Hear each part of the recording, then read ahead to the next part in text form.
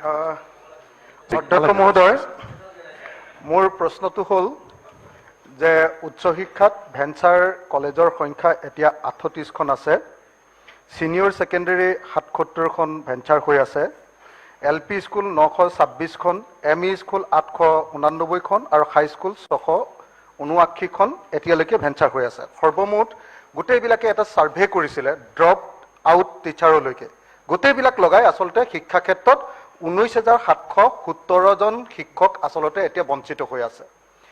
যদি আচলতে অসমৰ শিক্ষাখণ্ডত ঠিক কৰিব লাগে তেতিয়াহ'লে এই 19,717 জন টোটেল গোটেই যিমানবিলাক নন প্ৰভিঞ্চিয়েলাইজ স্কুল আছে, ভেঞ্চাৰ স্কুল আছে, কলেজৰকে ধৰি এওঁলোকক যদি ৰেগুলাৰাইজ কৰি দিয়া যায় তেতিয়াহ'লে গোটেই বেমেজালিটো নাইকিয়া হৈ যায়। দ্বিতীয়তে আমাৰ গোটেই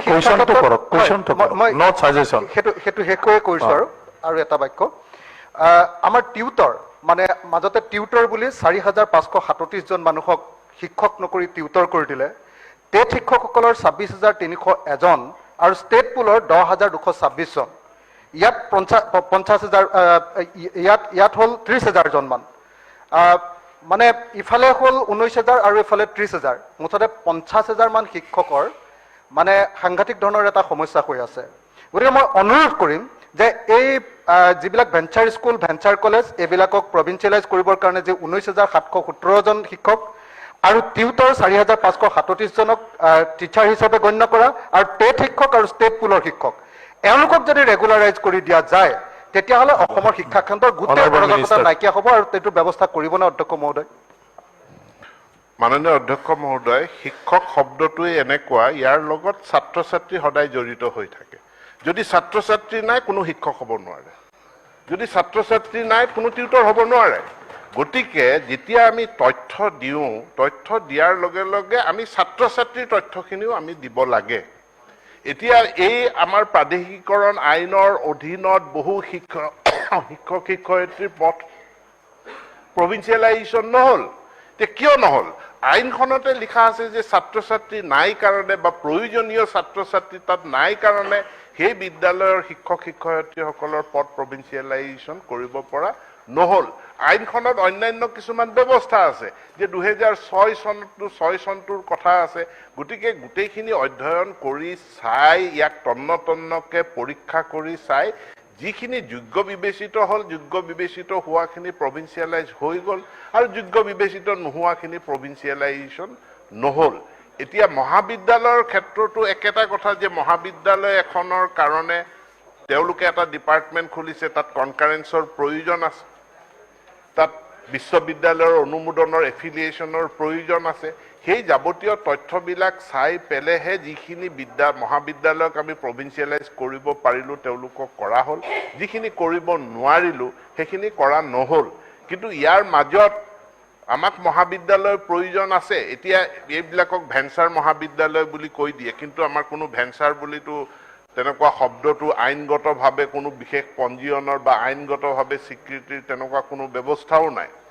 প্ৰাইভেট স্কুল, গতিকে এই মহাবিদ্যালয়খিনিক আমি এতিয়া প্ৰাইভেট মহাবিদ্যালয় বুলিয়েই ধৰিম।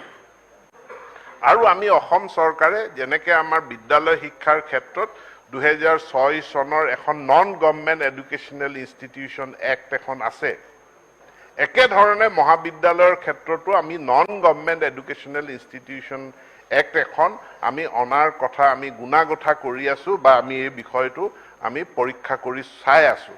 এতেকে ঘটনাটো এই পৰিসংখ্যাবিলাক বিভিন্ন সময়ত বিভিন্ন ধৰণে দিয়া যায় আৰু মই বিশেষভাৱে অনুৰোধ জনাম বিদ্যালয়ৰ ক্ষেত্ৰত যিসকলে এই প্ৰশ্ন উত্থাপন কৰে, আজিকালি ভাৰত চৰকাৰে এটা ধুনীয়া এপ্লিকেশ্যন পৰ্টেল বনাইছে schoolgis.nic.in। এই schoolgis.nic.in এইটোত লগ ইন কৰি চাই পেলাই আপোনালোকে যদি বিদ্যালয়সমূহ চাই দিয়াৰ লগে লগে গম পাব যে একোটা গাঁৱত বা এটা পঞ্চায়তত অতিৰিক্তভাৱে বিদ্যালয়ৰ প্ৰয়োজন আছে নে নাই সেই GIS মেপখনতে ওলাই যায় আৰু তাত বিদ্যালয়সমূহত ছাত্ৰ ছাত্ৰীৰ সংখ্যা কিমান আছে সেইটো গম পোৱা যায়। আজি আমাৰ অসমত 50,000 বিদ্যালয় আছে, 50,000 বিদ্যালয় আছে। আজি ৰাতিপুৱা মই তথ্য লাভ কৰিছোঁ ইয়াৰে 199তকৈ বেছি ছাত্ৰ ছাত্ৰী থকা বিদ্যালয়ৰ সংখ্যা কিমান।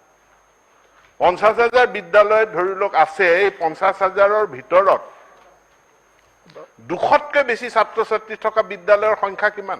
অনলি 10%, অনলি 5,500 বিদ্যালয়তহে 199তকৈ বেছি ছাত্ৰ ছাত্ৰী আছে, বাকীসমূহ বিদ্যালয়ত ছাত্ৰ ছাত্ৰী কম। এতেকে শিক্ষক নিযুক্তি, শিক্ষক প্ৰভিন্সিয়েলাইজেশ্যন গোটেই বিষয়টো ছাত্ৰ ছাত্ৰীৰ অনুপাতৰ লগত সদায় সংযুক্ত হৈ আছে। ধন্যবাদ।